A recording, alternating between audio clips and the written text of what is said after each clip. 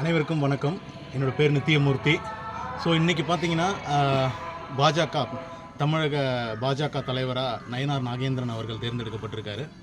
அவருக்கு என்னோடய வாழ்த்துக்கள். ஒரு பாஜக நிர்வாகியாக இதை சொல்கிறதுல ரொம்ப சந்தோஷப்படுறேன். கடந்த 4 வருஷமாக பார்த்தீங்கன்னா அண்ணாமலை அண்ணன் பொறுப்பேற்றதுக்கு அப்புறம் தமிழகத்தில் பாஜக எந்த அளவுக்கு ஒரு பேசு பொருளாகவும் எந்த அளவுக்கு வளர்ச்சி அடைந்திருக்குதுன்றத சமூக ஊடகத்தில் எந்த அளவுக்கு விவாதிக்கிறாங்க, எந்த அளவுக்கு பொது வெளியிலையும் விவாதிக்கிறாங்கன்றது வெளிப்படையான ஒரு உண்மை தான்.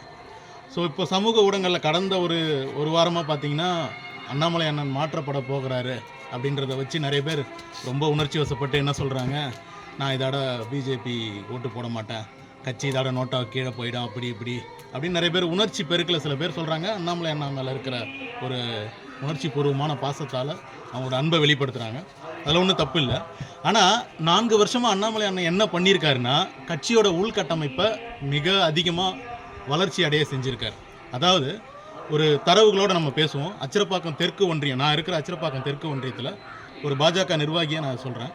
2022 செப்டம்பரில் நான் ஜாயின் பண்ணுறப்போ கட்சியில் பார்த்தீங்கன்னா ஒரு 60 பூத்து அச்சிரப்பாக்கம் தெற்கு ஒன்றியத்தில் இருக்குது. அதில் ஒரு 20 பூத்தில் கட்சி ஆக்டிவாக இருந்தது. 15லேருந்து 20 பூத்தில் ஆக்டிவாக இருந்தது. அதுக்கப்புறம் நாங்கள் என்ன பண்ணோன்னா அதை 40 பூத்தாக கொண்டு வந்தோம் அந்த 4 வருஷத்தில்.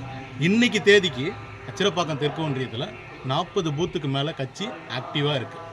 ஸோ இந்த உள்கட்டமைப்பு தான், பூத் கமிட்டியை அமைச்சது தான் அண்ணாமலை அண்ணா காலத்தில் நம்ம பண்ண மிகப்பெரிய வளர்ச்சி.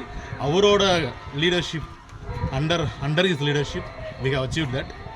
ஸோ இதுதான் அவரோட காலத்தில் பாஜக அடைந்த வளர்ச்சின்றது இதுதான்.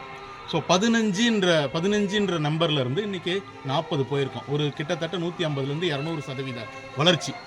ஸோ இந்த உள்கட்டமைப்பை அண்ணன் மேம்படுத்திட்டாரு. அதனால் இதுக்கப்புறம் வர தலைவருக்கு அது மேலே இன்னும் அதை கொண்டு போகணும், அந்த வேலை தான் பாக்கி இருக்குது. ஸோ அதனால் நம்ம நோட்டா கீழே போகிறோம் அப்படி இப்படி அப்படின்னு உணர்ச்சி பெருக்கில் பேசுகிறதுலாம் தேவையில்லாத விஷயம் நான் நினைக்கிறேன். ஸோ அதனால் புதுசாக தேர்ந்தெடுக்கப்பட்டிருக்க மாநில தலைவருக்கு கீழே பாஜக நிர்வாகிகள் நம்ம எல்லாரும் ஒன்றா சேர்ந்து செயல்படுவோம். ஏற்கனவே உருவாக்கின கட்டமைப்பை இன்னும் உயர்த்துவோம், இன்னும் சிறப்பாக செயல்படுவோம் அப்படின்னு சொல்லி கேட்டுக்கிறேன். நன்றி, வணக்கம்.